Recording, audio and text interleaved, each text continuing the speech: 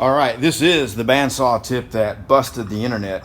And if you think the title of this video is bad and your head's about to explode, check the link on the screen and in the description of the last bandsaw tip video that I did, and check out how bad that one is.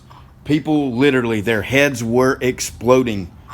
You'll see it in the comment section. It's quite entertaining. So what is this one about? Well, I've got some 1 inch by 1.5 inch rectangle tubing. It's stainless, 120 wall thickness, and I need this to be on a 90-degree corner joint like that, but it also needs to be turned up on a 45. So the tubing itself needs to be on 45 degrees, you know. So this would be 90 degrees. That would be 45 degrees with this, you know, with the horizon line running that way. So how do you do that? Well, this is how we did it. So you see the fit up we got there.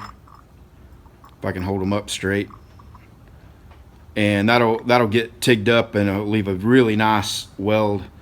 And these are just some little mock-up pieces before we build the whole thing. So how do we do it? Well, got a few different things that we're using here. We've got a stop block set up here to get the correct length every time. And then we've got a combination of things over here. This is a little Stanzenkowski Z-square that's precision milled and surface ground to a really high tolerance. Not that this needs to be a perfect tolerance, because it is a weldment after all. But I took a piece of 1 1/4 inch cold rolled steel and used this square in the milling machine to mill down this block.